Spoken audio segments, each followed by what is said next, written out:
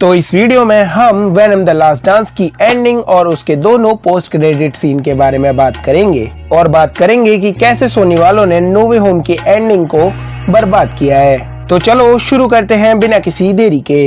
तो सबसे पहले मैं मूवी का कॉन्सेप्ट बता देता हूँ।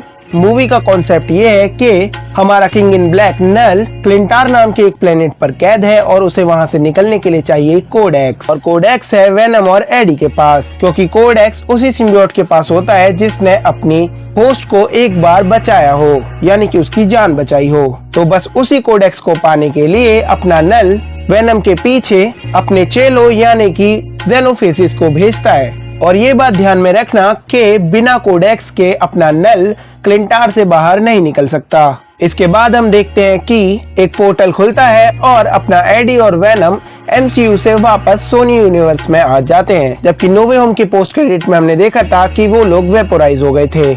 मगर यहाँ पर सेम वैसा ही पोर्टल खुलता है जैसा कि नल खुलता है जेनोफेसिस को पृथ्वी पर भेजने के लिए। तो अब सोनी वालों की मेहरबानी से हमें ये भी नहीं पता कि वेनम अपने यूनिवर्स में डॉक्टर स्ट्रेंज की वजह से वापस गया था या फिर नल की वजह से।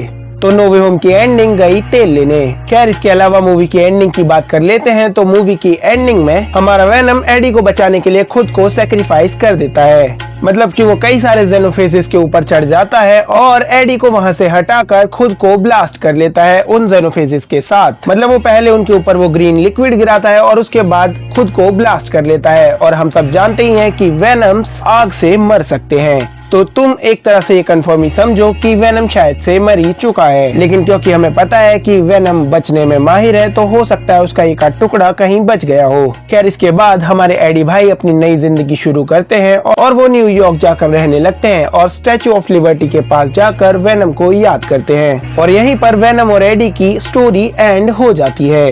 इसके बाद हम मूवी का फर्स्ट पोस्ट क्रेडिट सीन देखते हैं, जिसमें हमें देखने को मिलता है हमारा किंग इन ब्लैक यानी कि नल, और देखने को मिलता है उसका खूबसूरत चेहरा, जो इतना खूबसूरत नहीं है जितना हम चाहते थे। मतलब उसका चेहरा कॉमिक बुक एक्यूरेट है, लेकिन उतना ज्यादा पसंद नहीं आया मुझे। पहले पोस्ट क्रेडिट में हमें नल दिखाया जाता है और भाई पूरी स्क्रीन पर सिर्फ नल ही नल दिखाई दे रहा था, और नल कहता है कि तुम्हारा चैंपियन मर चुका है और अब किंग इन ब्लैक तुम्हारी अर्थ और तुम्हारी यूनिवर्स को तबाह कर देगा। लेकिन सवाल ये है कि आखिर हमारा किंग इन ब्लैक नल किस से बात कर रहा था, क्योंकि क्लिंटार में उसके और उसके जेनोफेसिस और वेनम सिम्बियोट्स के अलावा कोई और एग्जिस्ट नहीं करता। और आखिर उसने वेनम को चैंपियन क्यों कहा? तो हो सकता है उसने वेनम को चैंपियन सिर्फ इसलिए कहा हो क्योंकि उसके पास कोड एक्स था।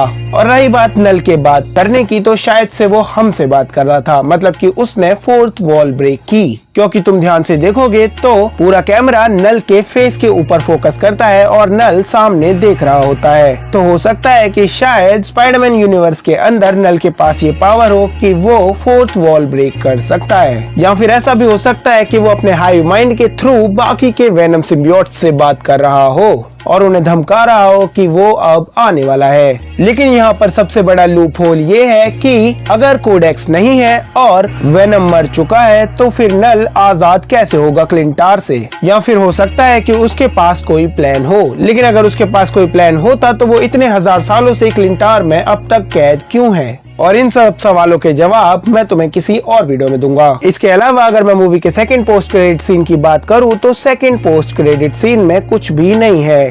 उसे इतना ज्यादा अटेंशन देने की कोई जरूरत नहीं है, क्योंकि सेकंड पोस्ट क्रेडिट में हमें दिखाया जाता है कि हमारा वो बारटेंडर एक जगह से निकलता है जो कि काफी ज्यादा वीरान है और जहाँ पर तबाही मची हुई है। और वो जगह कोई और नहीं, वो जगह है एरिया 51, जहाँ पर पिछली रात ही वेनम वाली फाइट हुई थी, यानी कि वो सिम्बियोट्स की बैटल हुई थी। बस यही रीजन है वहाँ पर तबाही होने का, और वो बैटल वर्ल्ड बिल्कुल भी नहीं है, तो फालतू की थ्योरीज मत बनाओ। इसके अलावा ये जो कॉकरोच और बॉटल में छोटा सा वेनम सिम्बियोट दिखाई दे रहा है, तो ये वेनम सिम्बियोट नहीं है, इसके अंदर एग्नी का सिम्बियोट है। एग्नी वही सिम्बियोट है जिसका यूज डॉक्टर पेन करती है, यानी कि वही इलेक्ट्रिसिटी वाली पर्पल कलर की सिम्बियोट। और जब वो इसका यूज करती है तो वो अपने हाथ से इस बोतल को तोड़ती है, और ये वही बोतल है, तो इसका कोई भी मतलब नहीं बनता। और यहाँ पर इस कॉकरोच का मतलब भी एक सिंबोलिज्म है, या फिर डॉक्टर पेन की बात को सच साबित करना है कि पूरी दुनिया तबाह होने पर भी कॉकरोच तबाह नहीं होंगे। तो सोनी वाले हमेशा की तरह ही हमारा काटेंगे और इस सब का कोई मतलब नहीं है शायद। खैर, यहाँ तक वीडियो देखने के लिए थैंक यू सो मच। अपना ध्यान रखो और सोनी वालों पर भरोसा मत करो।